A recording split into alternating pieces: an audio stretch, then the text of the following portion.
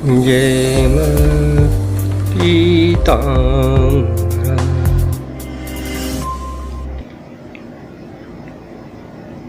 साधना पथ पे बढ़ते बढ़ते हम लोग इस बात की चर्चा करें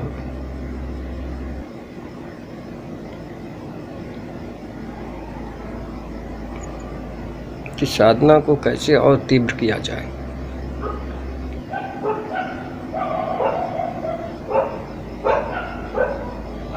साधना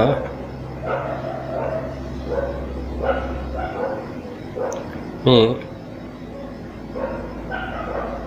बहुत सी कठिनाइयों का सामना करना पड़ता है। जब तक भगवती की कृपा नहीं होती है, साधना पथ पर आगे बढ़ना बहुत ही कठिन काम है, बहुत ही कठिन काम है। पहले आप कपूर दे के माताजी से अनुमति ले लें कि मैं आपकी साधना करने का इच्छुक हूँ, आप हम पर कृपालु हैं और आगे बढ़ने की हमें प्रेरणा देती रहें और सहायता भी करती रहें। बहुत ही चर्चित मंत्र है इनका, भगवती पीताम्बरा का मूल मंत्र। 36 अक्षरी मूल मंत्र बहुत ही चर्चित है। जिसको देखो वही मूल मंत्र दे देता है अपने साधकों को। जिनको कुछ ABCD भी नहीं पता है वो भी बताने लगते हैं मूल मंत्र का जाप करो, 1 लाख जाप कर दो, सारे काम हो जाएंगे।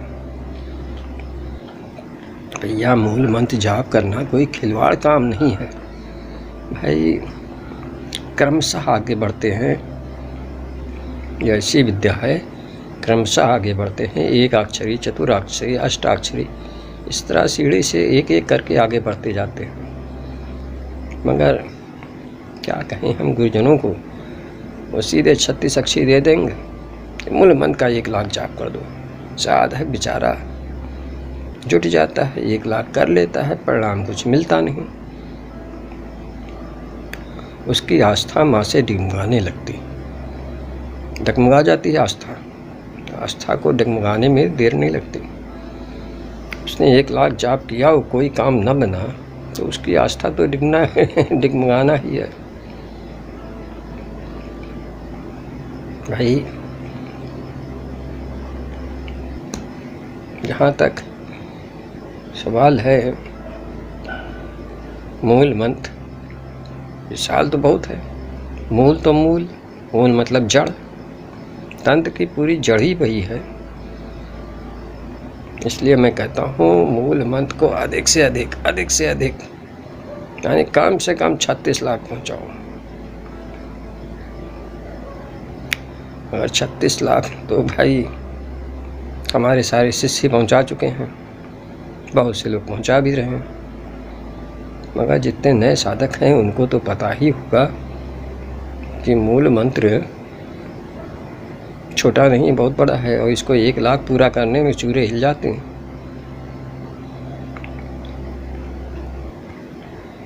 तो जाप करने से पहले आप माताजी से अनुमति ले लें और पूर्ण ब्रह्मचर्य का पालन करते हुए पीले वस्त्र, पीला आसन, पीला भोग, पीला दीपक की लौ, यानी कड़वे तेल के दीपक की लौ पीली होती है, पीला भोग इत्यादि सारे, और हल्दी की माला, इसको बैठ जाएं और माँ के जप के लिए माँ से अनुमति ले लें और प्रारंभ कर दें। मगर ध्यानपूर्वक हर मंत्र का ध्यान अलग अलग होता है। देखो मैं कई बार बता चुका हूँ, हर मंत्र का ध्यान अलग अलग होता है। माताजी के मंत्र का ध्यान है सौवर्णासन संस्था तीनेना पिता शुक्लोल्लासी। ये संस्कृत में लंबा लिखा है। साधक इसको पढ़ लेता है और रटंत विद्या फलंत नाही में चला जाता है।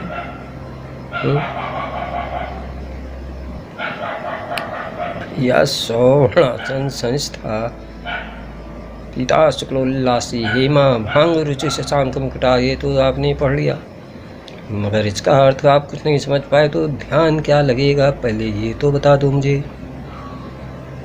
क्या लगाओगे?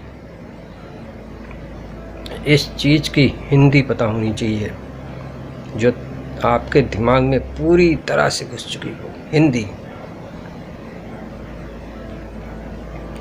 जैसे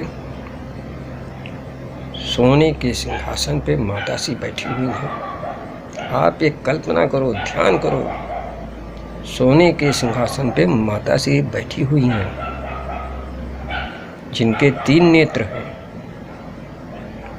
सोने के सिंहासन पे मातासी बैठी हुई हैं और जिनके 3 नेत्र हैं, कल्पना करो। और पीताम्बर से उन्नत हैं, यानी पीला वस्त्र भी पहने हुए हैं, सुशोभित हो रही हैं, सोने की समान इनके सारे अंग हैं, हाथ जो दिखाई पड़ रहे हैं ये सोने के समान हैं, सोने की तरह चमक रहे हैं। और मणियों से बने हुए मुकुट, इनका मुकुट जो है बना हुआ है मणियों से, उसके ऊपर चंद्रमा शोभायमान है। का मुकुट जो है वो मणियों का बना है जिसपे चंद्रमा विराजमान है, शोभायमान है। ये कल्पना करो, जो मुकुट रखे हैं सर के ऊपर वो मणियों का मुकुट है और जो ऊपर उसमें चंद्रमा बना हुआ है। ये आप अपने दिमाग में कल्पना करें। गले में चंपा के पुष्पों की माल है, चंपा के पुष्पों की माला पहने हुए हैं। ये कल्पना करें। उनके माताश्री के 4 हाथ, 4 हाथ में क्या क्या है? गदा है, पाश है और ब्रज है, ब्रज, और शत्रु की जिह्वा है। 2 इधर 2 इधर, 4 हाथ हैं। तो इधर जो है गदा है, पाश है, पास में तो अच्छे अच्छे लोग बंध जाते हैं, मोह जाते हैं, ऐसा पास इनका ज़बरदस्त है। और इधर ब्रज है और शत्रु की जिह्वा है हाथ में। इसी शत्रु की जिह्वा के ऊपर शत्रु का ध्यान किया जाता है। ये अपने दिमाग में लगातार कल्पना चलाते रहिए। दिव्य आभूषण से लदी हुई है झमाझम, दिव्य आभूषण पहने हुए हैं हाथों में, गले में। ऐसी 3 नेत्रों वाली, तीनों लोकों का स्तंभन करने वाली माता बगुलामुखी का मैं चिंतन करता हूँ। ये कल्पना आप जितनी अच्छी कर लोगे उतना ही सफलतापूर्वक आपका मंत्र जागृत हो जाएगा।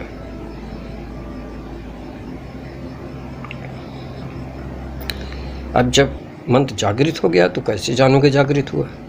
भाई जब तक टेस्टिंग नहीं करोगे तब तक कैसे पता चलेगा जागृत हुआ कि नहीं हुआ? तो उसके लिए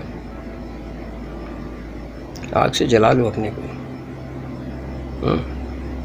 मोमबत्ती जलाओ, रख दो उंगली उसके ऊपर, जल जाए। तुरंत मूल मंत्र पढ़ो और उसके ऊपर फूंक दो, देखो जलन तुरंत दूर हो जाएगी। या कोई जल गया हो तब अपने हथेली पे फूंको मूल मंत्र पढ़ते हुए और उसके ऊपर फेर दो हाथ, जलन तुरंत गायब हो जाएगी, फफोला नहीं पड़ेगा। समझ जाओ हमारा मंत्र जागृत हो गया। दूसरा, यदि किसी के भरगिया काट ले, मधुमक्खी काट ले, तो मधुमक्खी जब डंक मारती है, भर डंक मारती है तो बड़ी जलन होती है, और जलन होने के बाद वहाँ पे फफोला पड़ जाता है, सूज जाएगा। तो जैसे उसका डंक लगे वैसे यदि आपने मूल मंत्र पढ़ के हाथ अपना फेर दिया तो जलन उसी क्षण समाप्त हो जाएगी, देर नहीं लगेगी, उसी क्षण।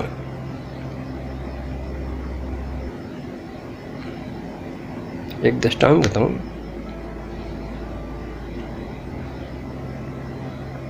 सब प्रयोग माता से खुद ही करा देती हूँ। मैं गाड़ी से जा रहा था, एक बरैया ये टप से मेरे आँख के ऊपर काट लिया, यहाँ हट से। मैं तिलमिला उठा, क्या करें। गाड़ी किनारे के पढ़ा मूल मंत्र और फेर दिया आँख के ऊपर। जलन तुरंत उसी समय खत्म।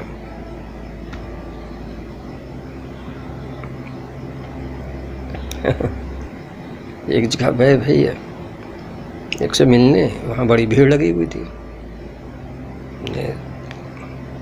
पूछा लो क्या हुआ भाई। मैं कहा उसको जो है किसी बिच्छू ने डंक मार दिया है, वो लूट वूट रही। हमने कहा यार मौका बढ़िया है, चलो आजमा लेते हैं।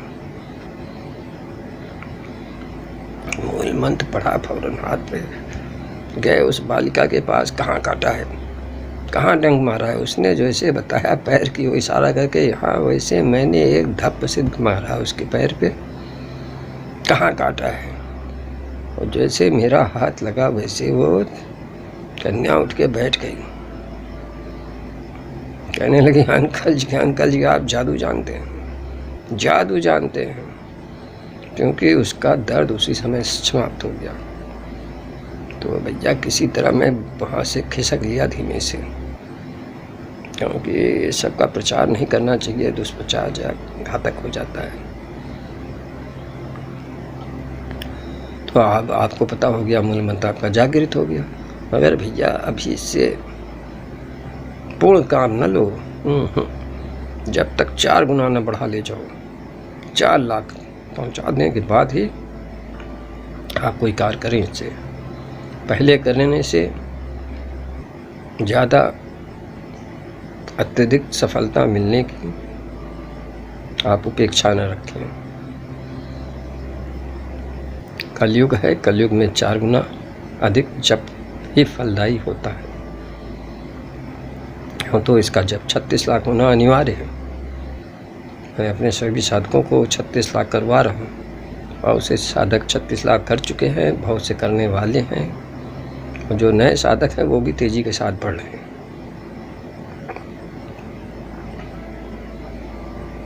माँ सभी पे कृपालु हो। हमारे जितने साधक हैं सब पर अपनी कृपा दृष्टि करें कि वो शीघ्र सीख पूर्ण सफलता प्राप्त कर सकें। इन्हीं कामनाओं के साथ मैं अपने सारे शिष्यों को प्रणाम करता हूँ। प्रणाम। जय मां पीताम्बर।